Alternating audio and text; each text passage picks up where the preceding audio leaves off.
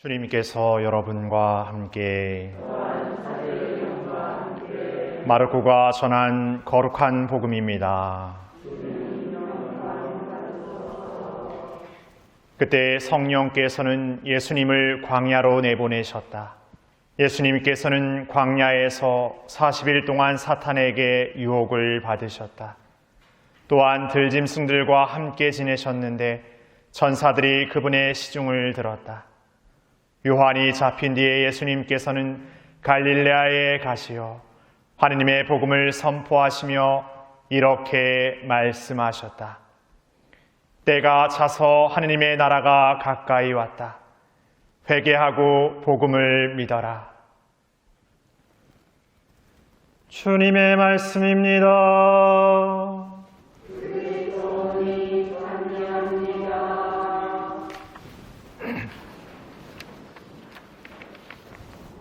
참 예수님, 날씨도 좋고 또 그래도 나름대로 코로나 거리두기도 이렇게 0.5단계 이렇게 내려가고 이렇게 해가지고 미사에 오는데 이렇게 불편함이 하나도 없는데 오늘은 날씨가 너무 좋아서 놀러 가야겠다 생각하고 미사를 한번 빠질까 이런 유혹을 느끼셨습니까 오늘?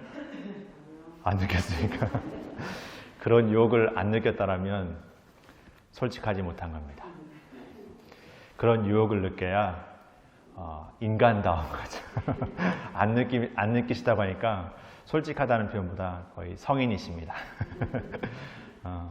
어떻게 보면은 우리가 삶에서 뭐 성당에 나오는 거는 뭐 그렇다 치더라도 어떤 상황 속에서 느끼는 유혹들이 있습니다.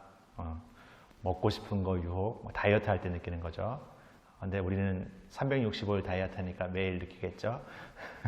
그리고 또 뭔가 이렇게 좋은 어떤 이렇게 자동차, 남자들 같은 경우에는 자동차에 욕심을 내지 않습니까?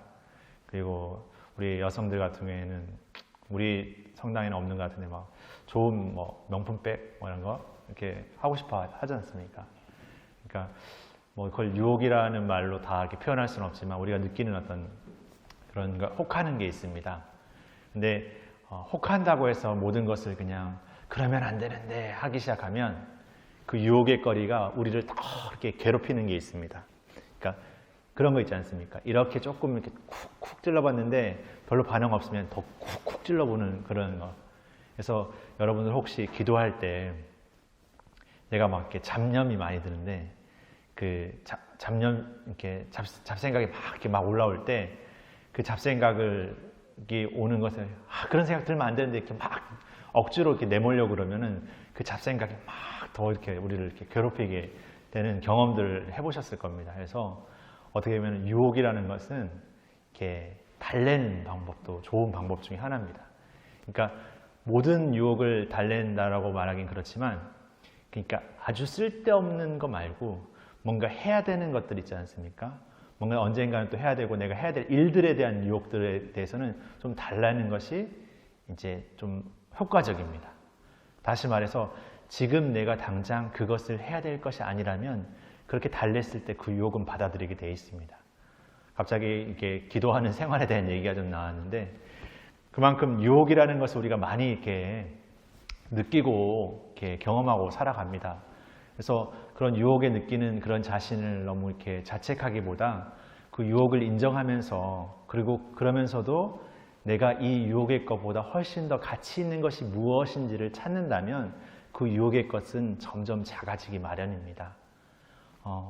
오늘 예수님께서 그 세례를 받으시고 나서 하느님의 그 음성 안에서 이는 내가 사랑하는 아들, 내 마음에 드는 아들이라는 하느님의 공표의 어떤 그 인정의 말씀을 듣고 나서 천사의 어떤 손에 이끌려서 이렇게 광야로 나가서서 이렇게 사탄의 유혹을 이렇게 받으시게 되거든요. 그럼 우리가 이렇게 생각할 때, 예수님에게 유혹이 있을까? 예수님에게 어떤 그런 게 뭔 의미가 있을까? 이렇게 생각할 수 있지만, 예수님이 보여주시는 어떤 삶의 이야기들의 한 대목 한 대목은 그분의 필요에 의해서 취했던 거라기보다는 우리를 위해서 그분의 어떤 그 삶을 선택하시는 것 같습니다. 그러니까 그분 스스로가 우리와 같은 인간이 되시는 그 강생 사건에서부터 유혹을 받으시는 것, 그리고 십자가를 지시는 것, 그리고 인간의 그 한계, 끝이라고 여겨지는 죽음까지도 이렇게 받아들이시는 그 삶의 모습이 예수님에게는 그 모든 것이 필요했던 것이라기보다 우리에게 그 어둠의 것들이 더 이상 우리를 완전하게 뭔가로 이렇게 결정 지을 수 없다라는 것, 다시 말해 우리를 송두리째 앗아갈 수 없다라는 것을 예수님께서 분명히 알려주시기 위해서 우리보다 더 우리의 고통과 우리의 어둠의 것들을 당신 스스로가 먼저 더 이렇게 취하셨던 것 같습니다. 그래서 우리가 잘 알다시피 그 죽음이라는 것을 없애시면서 부활의 삶을 통해서 우리의 삶이 이 생의 삶으로 그냥 죽음으로 끝나버리는 유한한 삶으로 그냥 이 세상에서 필요한 것들, 부와 권력과 명예라는 그런 것들을 쫓아 사는 삶으로 그냥 소진되어 버리는 삶이 아니라 우리의 삶은 지금의 삶 안에서뿐만이 아니라 죽음을 넘어서 새로운 생명으로, 새로운 삶으로 영원함의 생명을 얻고 살아가는 삶이라는 것을 이 신앙 안에서 믿고 고백하는 것이죠.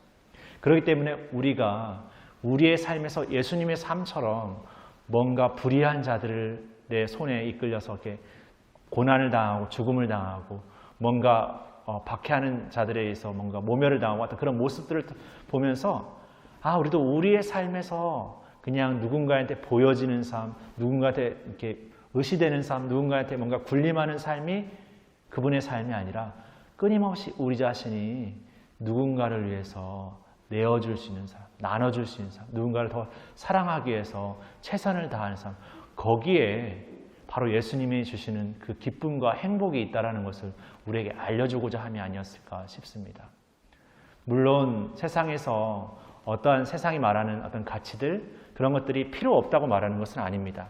그러나 그런 것을 절대적으로 여기고 그것이 없으면 마치 목숨을 잃은 것처럼 그런 어떤 거기에 맹신하는 삶을 살 때 우리는 거기에서 얼마나 한계를 느끼고 때로는 거기에 어떤 경쟁주의적이고 뭔가 자기 중심적이고 이기주의적인 그런 모습에서 우리 자신의 어떤 박탈감과 소외감을 느끼면서 점점 더 우리를 소진해내고 결국에는 우리 자신을 내 스스로가 먼저 포기하는 일도 종종 벌어지고 있는 것입니다. 어쩌면 우리가 우리의 삶에서 이 세상이 주는 가치들을 인정하면서도 그것보다 더 높고 더 고귀한 가치를 우리 신앙 안에서 찾고 그것을 지켜나가면서 세상의 삶을 살면서도 더욱 하나님의 뜻에 맞는 삶을 통해서 우리의 삶의 이 유한함을 넘어서서 더 소중한 가치들을 우리가 잘 찾고 이렇게 이뤄 나갔으면 좋겠다는 생각이 듭니다. 그렇게 하느님께서 우리에게 주시는 사랑은 그 옛날 구약의 백성을 통해서 계약이라는 너와 나의 하느님과 백성, 나의 백성이라는 그 계약의 관계를 통해서 아주 나의 어떤 소속되는 그런 관계로서 이렇게 맺어졌습니다. 그러나 오늘 우리와 하느님이 맺는 계약은 지금 우리가 이 신앙 안에서 받는 세례를 통해서 우리가 이 신앙에 대한 믿음을 고백하면서 받게 되는 그 세례를 통해서 그 계약을 이루는 것이죠. 근데 그 계약은 그냥 밖에서 얘기하는 뭔가 실리적인 관계로서의 어떤 계약의 의미이기보다 우리가 맺는 이 세례라는 이 계약은 우리가 그분의 사랑을 알고 그분의 사랑을 알아 살아가는 삶을 통해서 우리의 인간적 존재가 갖는 그 가치를 완전히 실현시키는 것이죠. 그러니까 내 아무개라는 한 사람인 나의 존재가 그 세례를 통한 하나님의 사랑을 알고 살아가는 삶이 얼마나 기쁘고 행복하고 정말 소중한지를 알아가는 것이죠. 여기에는 아무런 슬픔이 없고 아무런 아픔이 없고 아무런 고통이 없는 것이 아니라 물론 그러한 삶이 곳곳에 담겨져 있지만 그런 순간에조차라도 그 모든 것이 하나님의 사랑을 더 깊이 알아가는 하나의 어떤 발판이 되는 것이라는 것을 깨닫게 되는 것이죠. 그러니까 유혹이라는 것들, 죄라는 것들, 어쩌면 우리에게 일어나는 어떤 부정적인 어떤 그 모든 것들이 우리를 실패하게 하고 우리를 그냥 단정짓게 하고 우리를 절망케 하는 것이 아니라 그 모든 것 안에서도 내가 하나님의 뜻이 무엇인지를 다시금 찾을 수 있는 어떤 새로운 시작이 될 수 있고 새로운 어떤 발견이 될 수 있다는 것을 우리가 하나하나 이렇게 찾아가는 것이죠.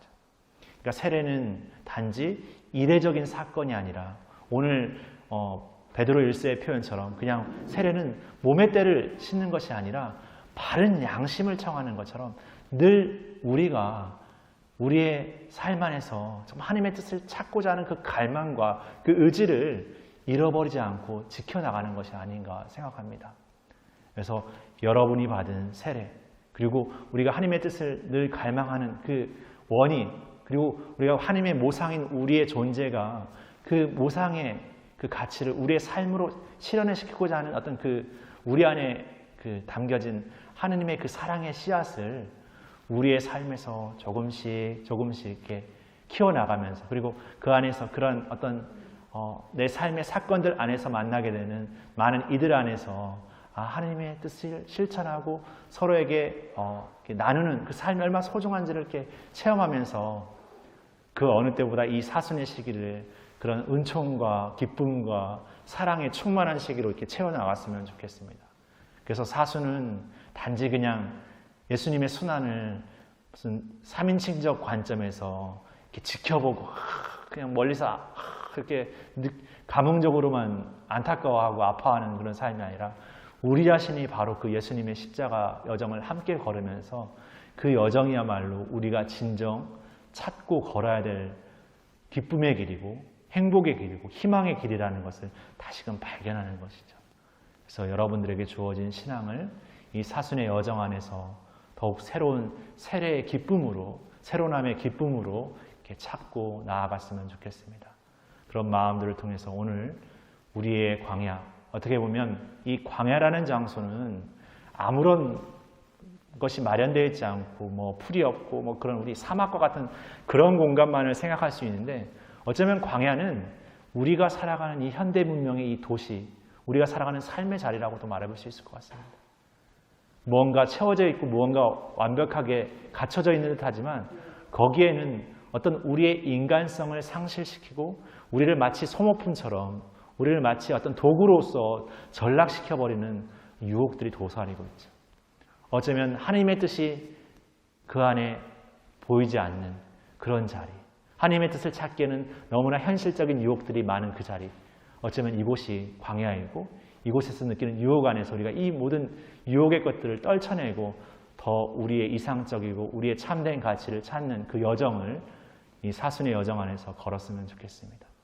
오늘 예수님의 광야, 우리의 광야, 예수님의 유혹과 우리의 유혹을 다시금 곰곰이 성찰하면서 진정 우리가 세례받은 하나님의 자녀가 된 삶의 모습을 어떻게 더 찾고 지켜나갈 것인지를 기도하고, 또 그 안에 하나님께서 용기와 또 지혜의 은총을 주십사하고 청하면서 우리의 사순 여정을 출발했으면 좋겠습니다. 잠시 묵상하시겠습니다.